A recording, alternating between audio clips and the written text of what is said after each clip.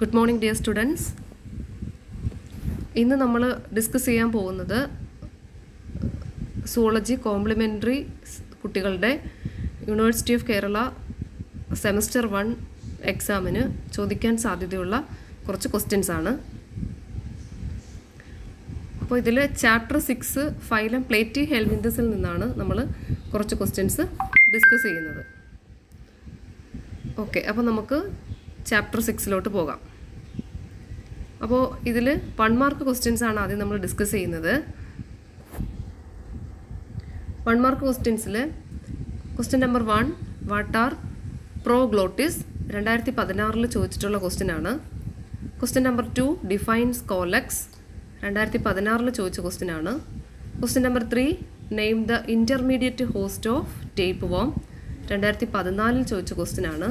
Define measly pork and define ocelli. അപ്പോൾ നമുക്ക് ഒന്നാമത്തെ ക്വസ്റ്റ്യൻ നോക്കാം. What are പ്രോഗ്ലോട്ടിസ്?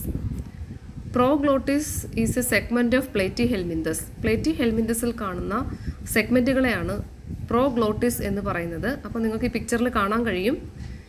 Each segment in the strobila of a tapeworm. ടേപ്പ് വോമിൻ്റെ ഓരോ സെഗ്മെൻറ്റിലെയും സ്ട്രോബിലയിൽ ഒരു കംപ്ലീറ്റ് സെക്ഷലി മെച്ചർ റീപ്രൊഡക്റ്റീവ് സിസ്റ്റത്തെ കാണാൻ കഴിയും. ഇതിനെയാണ് നമ്മൾ പ്രോഗ്ലോട്ടിസ് എന്ന് പറയുന്നത്. അപ്പോൾ 1 മാർക്കിന് ഒരു 2 പോയിൻ്റ് നിങ്ങൾ എഴുതിയാൽ മതിയാകും. ഈ പിക്ചർ നോട്ട് ചെയ്യാൻ പറ്റുന്നവർക്ക് അതും കൂടെ നോട്ട് ചെയ്യാം. And the question number 2 define scolex. അപ്പോൾ ഈ സ്കോലക്സ് എന്ന് പറഞ്ഞ ഭാഗം വരുന്നത് ടേപ്പ് വോമിൻ്റെ മോർഫോളജിയിലാണ്. The scolex is the part of worm that anchors it to the intestinal epithelium and prevents that the worm is passed with the digested food.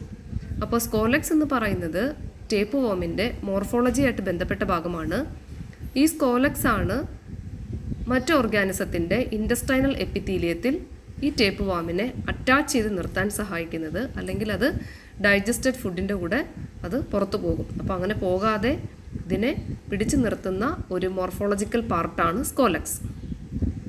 സ്കോലക്സ് structure varies between species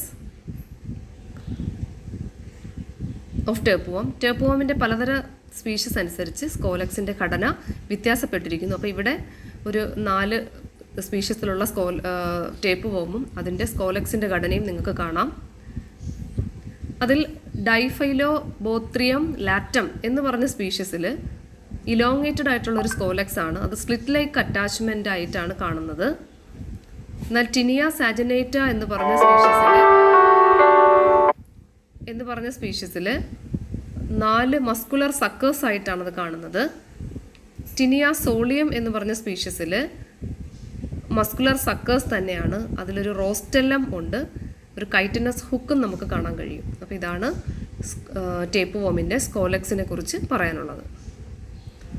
And the third question is the name the intermediate host of tapeworm. ടേപ്പ്വോമിൻ്റെ intermediate host ഏതൊക്കെയാണ്? അപ്പോൾ അത് വരുന്നതെന്ന് പറഞ്ഞാൽ life cycle of Taenia solium എന്ന ഭാഗത്തിലാണ്. പ്രധാനമായിട്ടും ടേപ്പ്വോമിൻ്റെ ഇൻഫെക്ഷൻ ഉണ്ടാകുന്നത് ഫീക്കൽ ഓറൽ പാത്വേ വഴിയാണ്. ഇതിൽ പ്രധാനമായിട്ടും 2 ഹോസ്റ്റാണുള്ളത്. ഡെഫിനിറ്റീവ് ഹോസ്റ്റ് ഹ്യൂമൻസും ഇൻ്റർമീഡിയറ്റ് ഹോസ്റ്റ് പിഗുമാണ്. അപ്പോൾ എങ്ങനെയാണ് ഹ്യൂമൻസിന് ഒരു ഡെഫിനിറ്റീവ് ഹോസ്റ്റ് ആവാൻ കഴിയുന്നത്?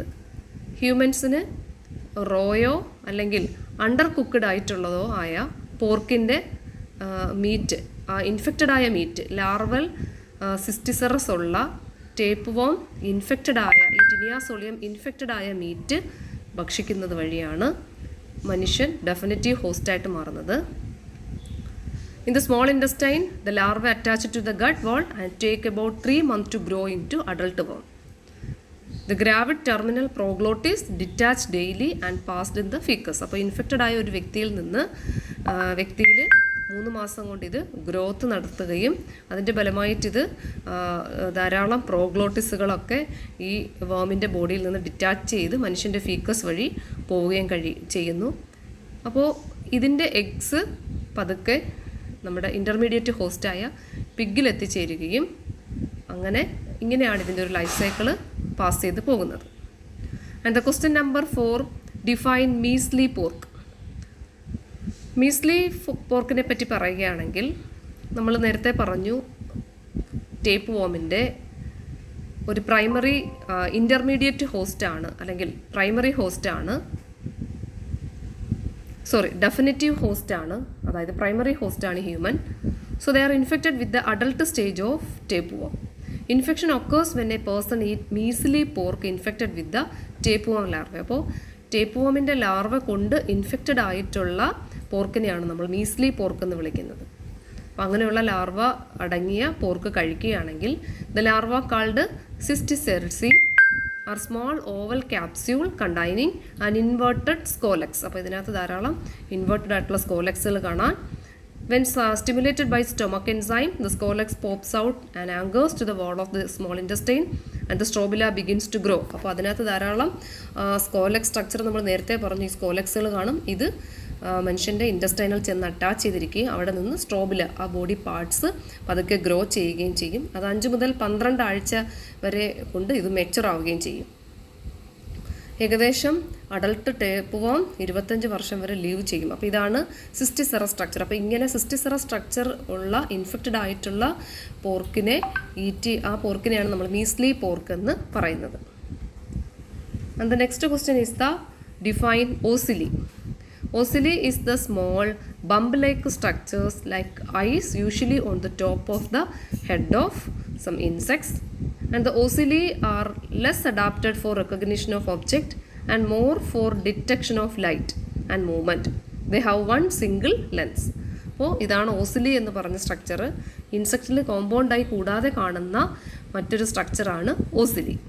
അപ്പോൾ അത് സാധാരണയായിട്ടൊരു ബമ്പ് ലൈക്ക് സ്ട്രക്ചറാണ്. ഇത് ഹെഡിൻ്റെ ടോപ്പിലായിട്ടാണ് കാണപ്പെടുന്നത്. ഇത് ഒബ്ജക്റ്റുകളെ റെക്കഗ്നൈസ് ചെയ്യുന്നതോടൊപ്പം തന്നെ അത് കൂടുതലുമായിട്ട് ലൈറ്റിനെ ഡിറ്റക്റ്റ് ചെയ്യാനാണ് സഹായിക്കുന്നത്, അതുപോലെ ഒബ്ജക്റ്റുകളുടെ മൂവ്മെൻറ്റിനും. അപ്പോൾ അതിലൊരു സിംഗിൾ ലെൻസാണ് ഉള്ളത്. Okay, thank you. ഇനി അടുത്ത പാർട്ടായിട്ട് അടുത്ത ക്വസ്റ്റ്യൻസ് ഡിസ്കസ് ചെയ്യുന്നതായിരിക്കും.